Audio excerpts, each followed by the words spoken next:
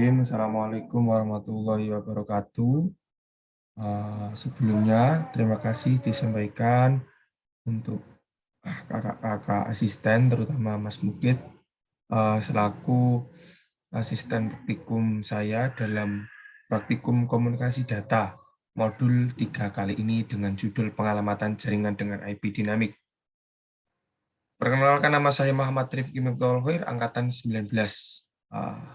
Langsung saja, sebelum masuk pada tugas praktikum, kiranya saya sedikit menjelaskan terkait dasar teori yang saya gunakan, yang dimana ada 2 poin penting dalam hal ini, yang dimana sama dengan judulnya, yaitu IP dan IP dinamik.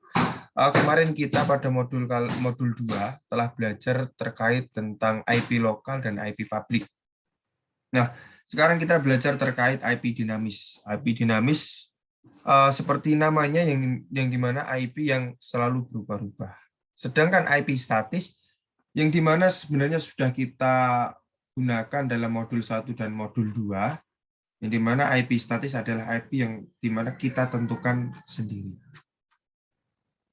Yang dimana IP dinamis biasanya juga disebut dengan Dynamic Host Configuration Protocol, DHCP, yang dimana protokol ini mempunyai arsitektur client server yang dipakai untuk memudahkan pengalokasian alamat IP dalam satu jaringan. Yang dimana keuntungannya dari IP statis, kita tidak memerlukan setting manual dari klien ke server.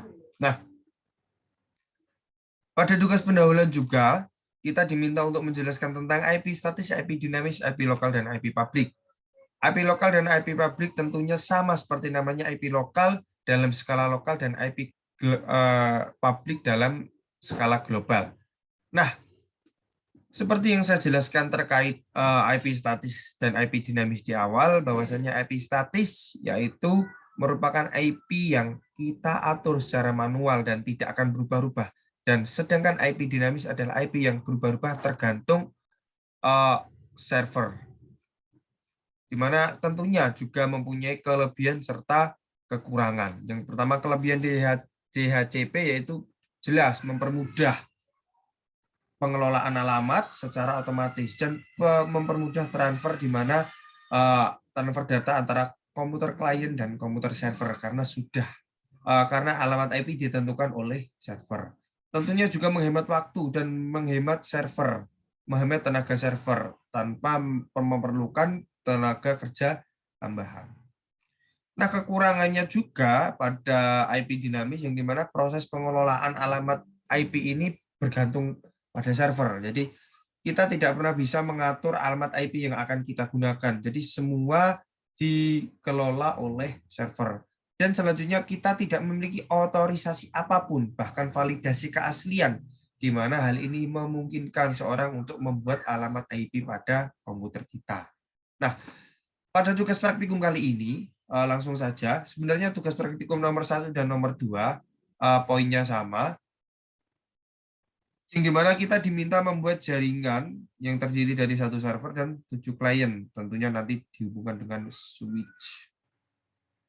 Nah, dan juga kita nanti diminta untuk menggunakan IP statis dan IP dinamis. Karena untuk menyingkat waktu,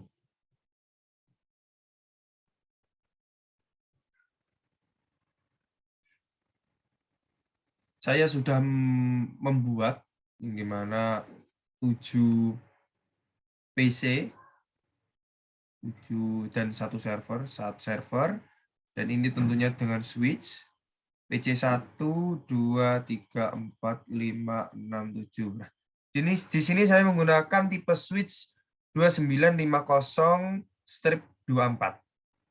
Karena apa? Karena di sini dia mempunyai sekitar 24 port, di mana portnya saya sambungkan dengan nomor 1 sampai 7 dengan PC, dan port yang 8, mohon maaf, yang port servernya saya sambungkan dengan port 24. Seperti itu. Yang kita perlu perhatikan, bahwasanya kita harus men-setting server dulu.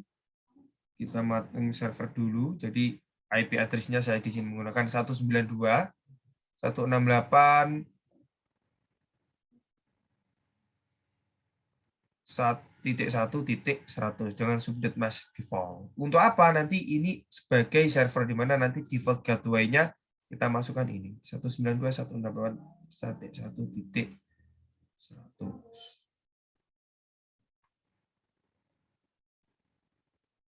Yang selanjutnya pada PC1 sama, jadi kita gunakan IP kelas C. Di sini saya menggunakan IP kelas C 192.168.1.1. Subnet masknya default dan ini ingat ini punyanya server gateway-nya.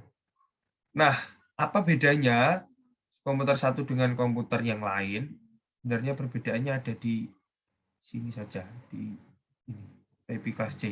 Ini kalau komputer 1.1, kalau komputer katakan nomor 4, berarti ini titik 4. Ini begitu pula 5, begitu pula 3,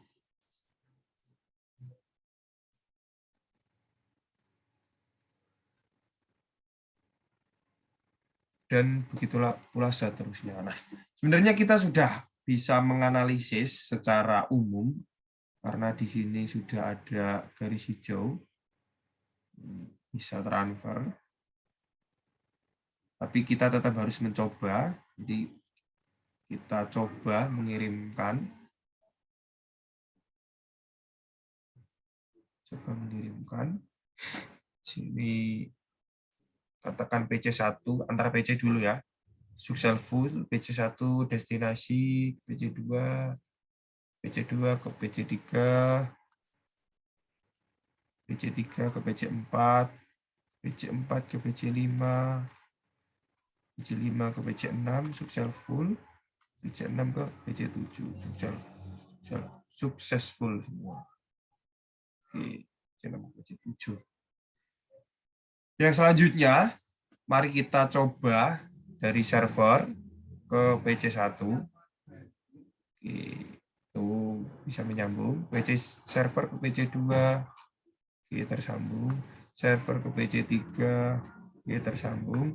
Server ke personal komputer 4, oke, tersambung. Kelima, oke, tersambung di sini.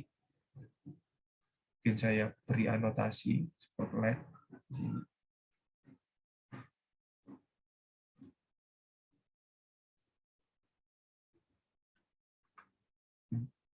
Terus server 1 ke PC6, oke, successful, dan juga PC7. Oke, jadi tersambung semua. Yang selanjutnya, karena tugas 1 sudah, bahwasanya kita diminta untuk menggunakan 1 server dan 7 klien API statis, baik client server maupun klien-klien.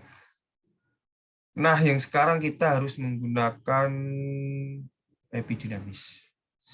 Katakan saya di sini, ini saya gunakan IP dinamis. Saya IP configuration, saya di sini DHCP. Requesting IP address. Nah, requesting IP address. Oke, mari kita coba dulu. Dengan ini masih IP statis. Jadi kita coba ini dengan IP statis dan IP dinamis. Apakah bisa? Mari kita coba. Ini saya delete dulu. Satu ke in progress. Oke, violet sudah saya duga. Kenapa violet? Karena ingat, jadi ketika kita mengkonfigurasi IP dalam katakan di sini PC ya, ini PC, ini dynamic. Jadi ini DHCP, ini juga harus DHCP.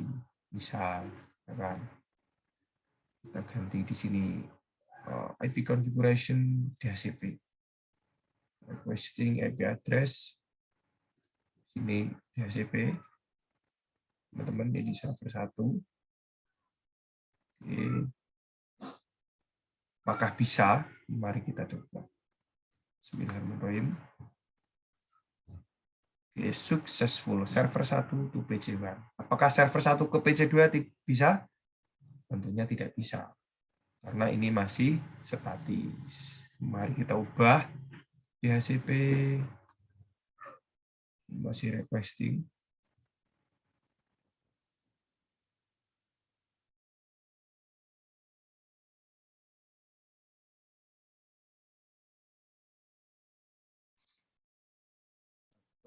C4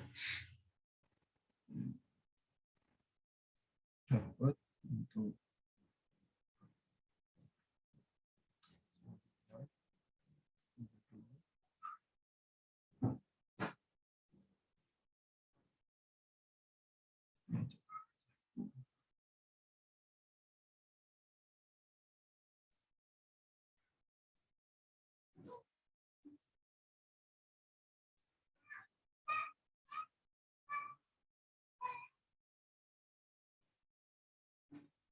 Oke, mari kita coba.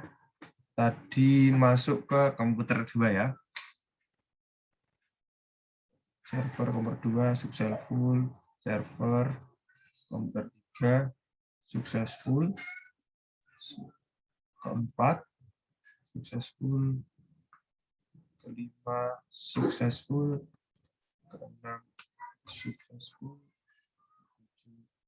successful. Oke, successful. Dari antara PC successful. Oke, saya tunggu.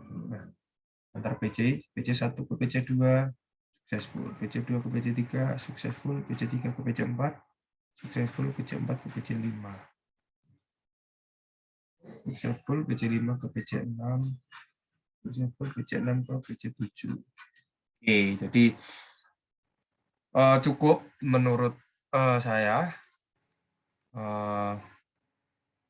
simulasi kali ini, tugas praktikumnya di kita tadi menggunakan IP statis dan IP dinamis. Analisanya jadi seperti yang saya jelaskan tadi, ketika server menggunakan IP dinamis, maka kita harus menggunakan klien juga menggunakan IP dinamis. Begitu pula ketika IP statis, maka server statis, maka klien juga harus statis. Oke. Mungkin cukup itu saja penjelasan dari saya. Saya atas nama Muhammad Rizky Miftahul, mohon maaf apabila ada kalimat yang salah atau sesuatu aktivitas yang kurang enak dilihat. Mohon maaf, saya akhiri. Jazakumullah khairan syukron. Semoga Mas Mbak diberikan kesehatan selalu. Stay healthy. Tabarakallah. Wassalamualaikum warahmatullahi wabarakatuh.